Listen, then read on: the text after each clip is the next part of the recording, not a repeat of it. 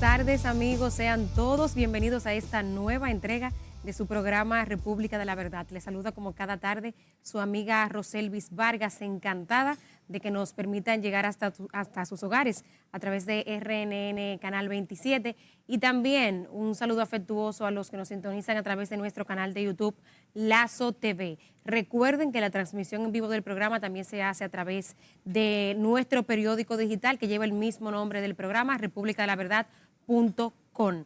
Amigos, y bueno, muchos ya han tomado el fin de semana desde este jueves. La gente que puede, que tiene la oportunidad de hacer puente, se ha tomado como corresponde este jueves Corpus como día feriado, pero como ya digo, muchos hacen puente para todo el fin de semana. Mañana pues igual se lo toman libre y sumado al fin de semana sería un fin de semana, digámoslo así, de 4 días libres. Sé que hay mucha gente que tiene esa oportunidad y que bueno, está desde ya en el interior. Nosotros hemos visto que especialmente después de la pandemia, la gente aprovecha siempre que hay oportunidad de días feriados que permitan alargar el fin de semana para hacer puente, se lo toma y se va para el interior. Hemos visto en diversos días feriados, lo mismo en Semana Santa, como la gente, señores, como ha explotado el turismo interno, ¿no? Aprovechando estas festividades. Y yo creo que también la gente está con muchas ganas de eso, como decimos luego de la pandemia. En fin, los que se quedan en su casa y los que aún yéndose al interior nos están viendo, pues gracias por el favor de su sintonía. Nosotros estamos aquí como cada tarde, ¿no? Compartiendo con ustedes aún en este día de Corpus Christi. Gracias por su sintonía. Y a propósito del día de Corpus Christi, más adelante vamos a tener una interesantísima conversación con el sacerdote que nos visita en esta tarde, Franklin Luis de la Cruz. Yo sé que hay mucha gente pues que sigue los rituales de la Iglesia Católica, ¿no? Tomando en consideración la amplia feligresía que hay en República Dominicana de católicos. Yo sé que este día es bastante importante. De hecho, yo debo decir que fue un día de Corpus Christi que yo realicé mi primera comunión allá en la parroquia San Agustín del municipio de Jaina. Para que ustedes vean lo importante que es el día de Corpus Christi, el día que se celebra el cuerpo y la sangre de Cristo, lo importante para los católicos. Pero eso lo veremos más adelante con el cura Franklin Luis, que estará conversando con nosotros. Ahora, amigos, quiero que veamos otras informaciones, iniciando por el hecho de que esta semana los empleados del Ministerio de Medio Ambiente pues recibieron a una comisión de la Unidad de Salud Mental del Ministerio de Salud Pública, pues que inició con intervenciones grupales sobre el manejo de duelo, frustración y todo lo que ha conllevado para el personal de esa institución el asesinato del ministro Orlando Jorge Mera. El pasado lunes se cumplió precisamente una semana del atroz asesinato, como ustedes saben, en su despacho. Y recordamos perfectamente las imágenes que se veían, especialmente de mujeres empleadas llorando, intentando salir desesperadas por la garita de la entrada del Ministerio de Medio Ambiente en la avenida Gregorio Luperón, aquí en el Distrito Nacional.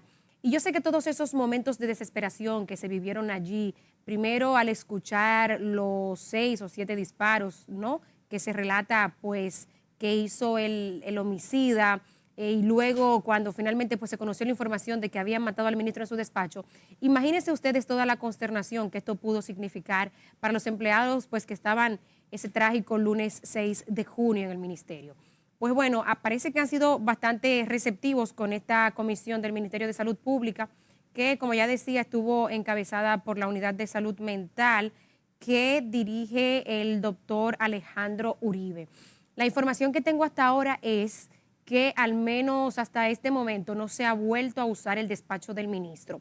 Las secretarias que trabajan en el antedespacho, sí, según me informaba la directora de comunicaciones del Ministerio de Medio Ambiente, Katia Gutiérrez, han estado acudiendo de manera intermitente, pues parece que se le ha dado algún tipo de licencia a su lugar de trabajo en el antedespacho del ministro.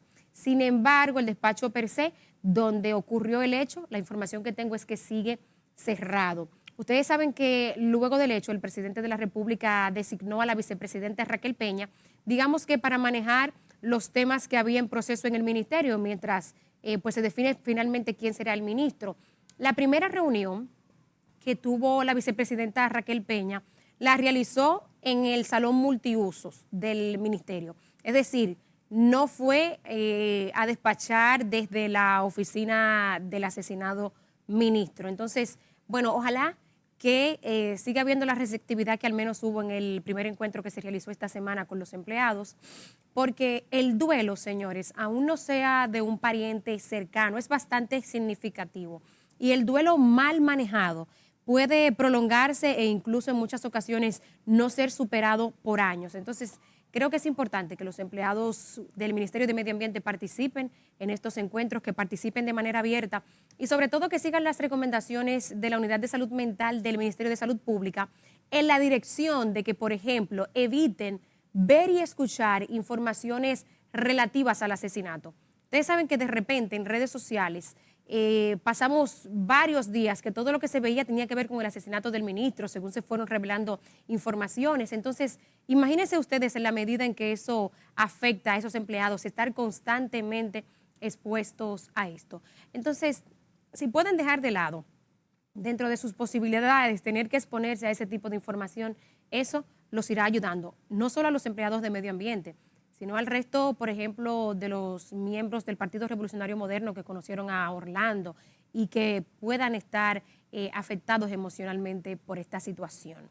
Miren, y a propósito de la frustración y del daño en salud mental que pueden provocar algunos hechos que impactan la vida de las personas, quiero que veamos la situación de los niños en Ucrania.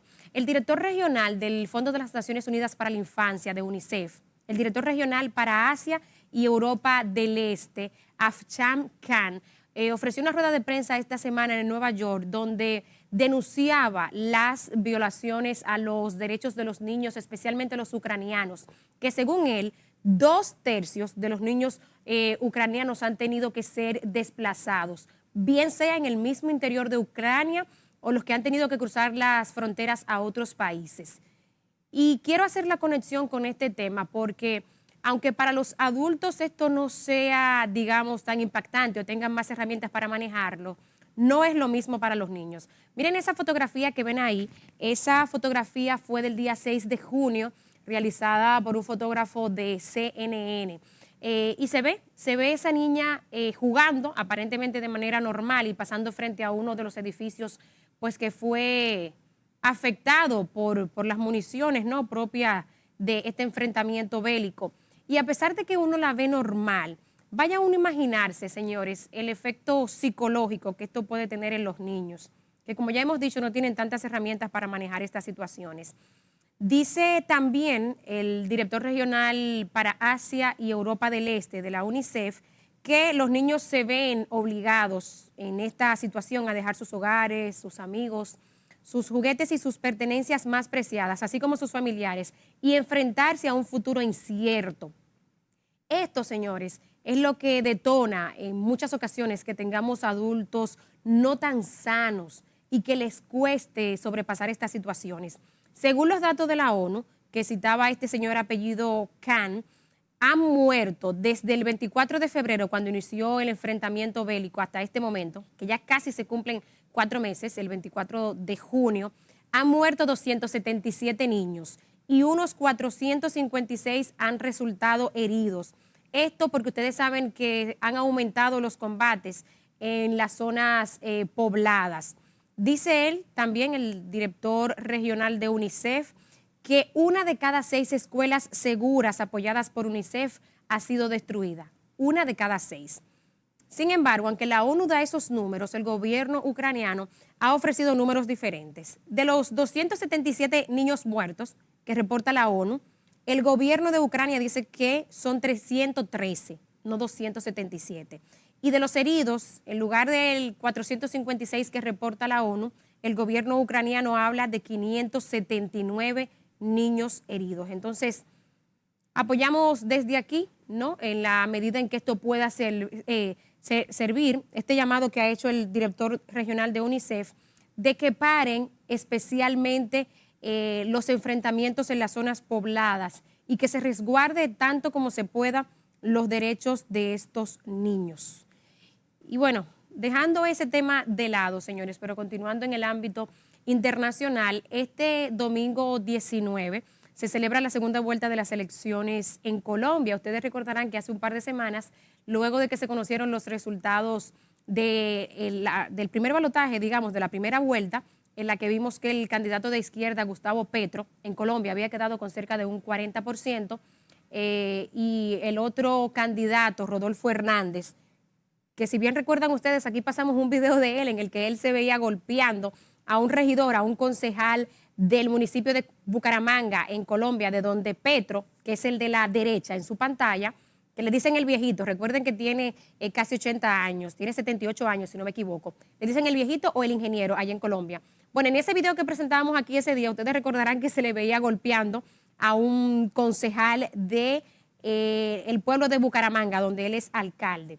Pues bueno, finalmente la segunda vuelta es este domingo y parece estar bastante reñido, a pesar de que luego de las elecciones Petro quedó con 40 y Rodolfo Hernández con 28, los números han ido variando y esta parece que será una de las elecciones más reñidas de la historia de Europa. Actualmente, en las mediciones que se publicaron hasta la semana pasada, porque ya esta semana hay prohibición de que se publiquen encuestas, en la mayoría de las encuestas que realizó el periódico español El País, había apenas una diferencia de 0.3. Oigan esto, 0.3 puntos porcentuales entre ambos candidatos, con una pequeña variación a favor de Gustavo Petro.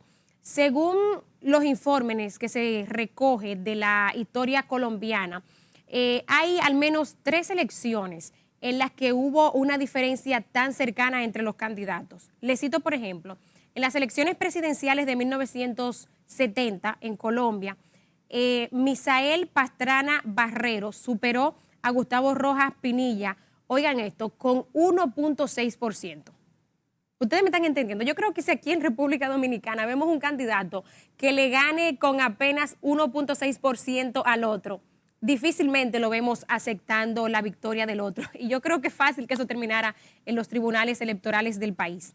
Pero oigan estas otras elecciones, las de 1978, en las que Julio César Turbay se impuso a Belisario Betancourt con apenas 2.7.